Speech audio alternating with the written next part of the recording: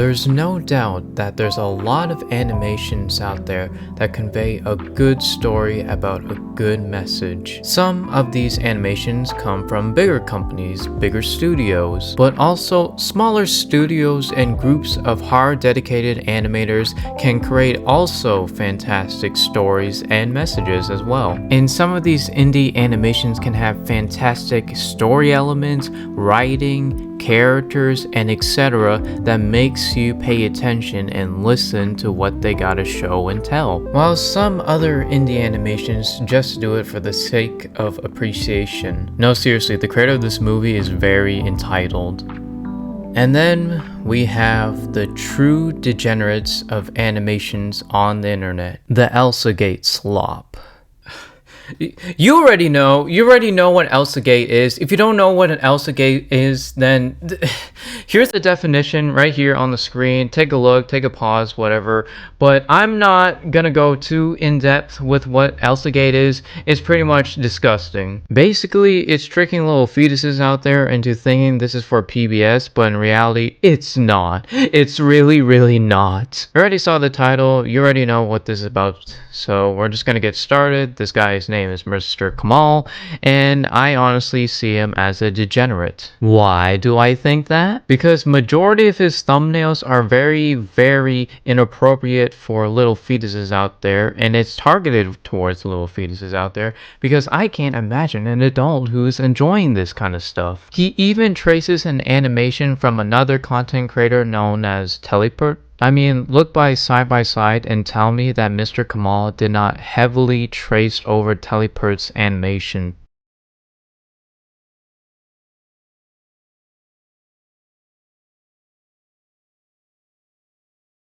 Now, I know that there's a lot of people out there on YouTube who did do some colorizing of Teleport's animation, but here's the thing, if they credit Teleports, then that's fine. Mr. Kamal, however, does not have the intentions of sharing the credit towards Teleport and rather tries to make it seem like as if he did the animation himself. While yes, Teleport is a very suggestive content out there on YouTube, at least it's not pandered towards a younger demographic because if it were, then obviously it would be very controversial. Mr. Kamal, on the other hand, is very blatantly trying to pander towards a younger demographic that I'm kind of scared that if I showed some of these thumbnails, I'm going to be demonetized, honestly. And honestly, with that, Mr. Kamal to me is nothing more than a degenerate animator that not only traces, not only panders towards a younger demographic despite having inappropriate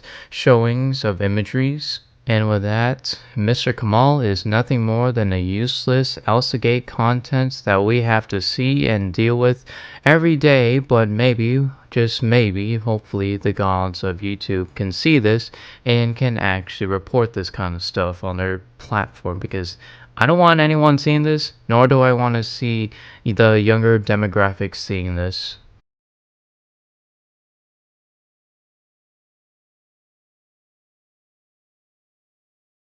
Oh, you thought it was done, huh? No, it's far from over, my friends. We have one more soul to reap. I know you hear that theme song. Play it for me!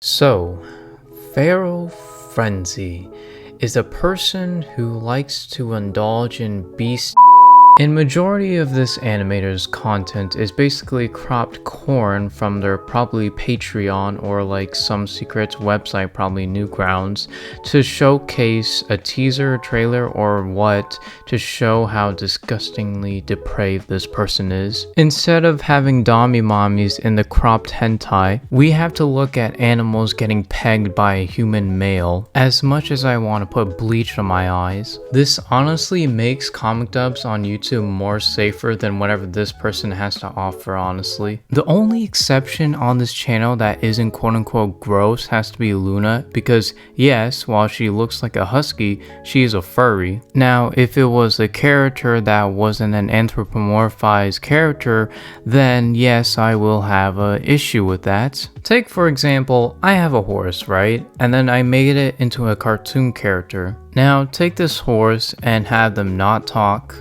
can only walk on all fours, and basically share the same traits as a horse in real life. Now take that horse and imagine them getting railed behind. You think that's gross? Well, I do too. But Aaron, don't the animal characters make human noises? Now, sure, that's true, but they still look like animals. To further solidify my point, while yes, Simba can talk like a human, he still looks like a dang lion. Now, if they were furries, I'm pretty sure it would be more acceptable than if they were just straight up animals because, you know, furries have a more human-shaped body. I'm going to show you why his videos is gross in the first place.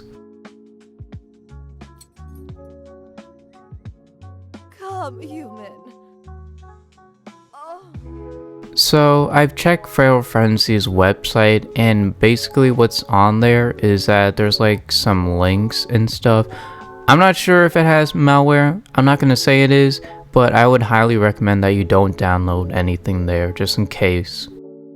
And in Feral Frenzy's comment sections, we can see a multitude of people voicing out their confusion, their concerns, and their disgust, and heck, even someone called them out on Twitter saying that they're doing something disgusting and sexualizing animals from cartoons.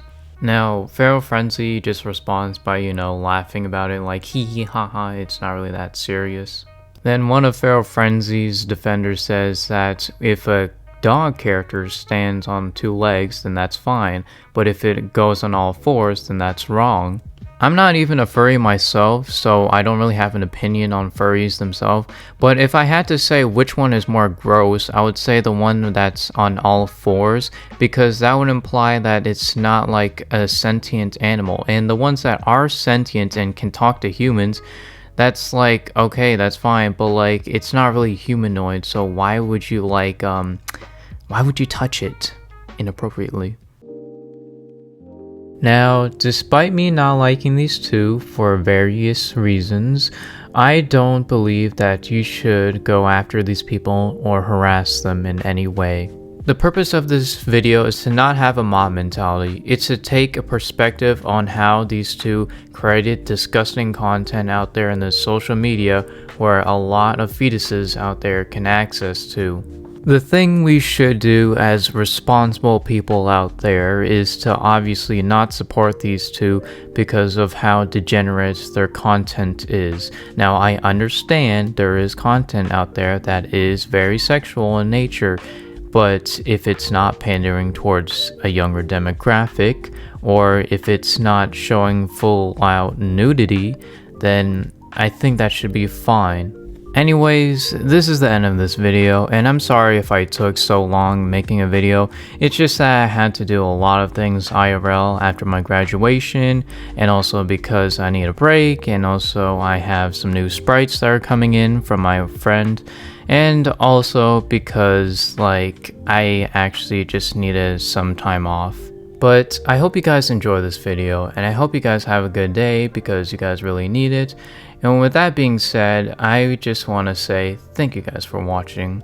Anyways, before I head out, I'm just gonna go play some weeb game. But with that being said, hope you guys enjoy this video. And with that being said, I'm gonna go back to the graves and tell you more stories like this. Goodbye.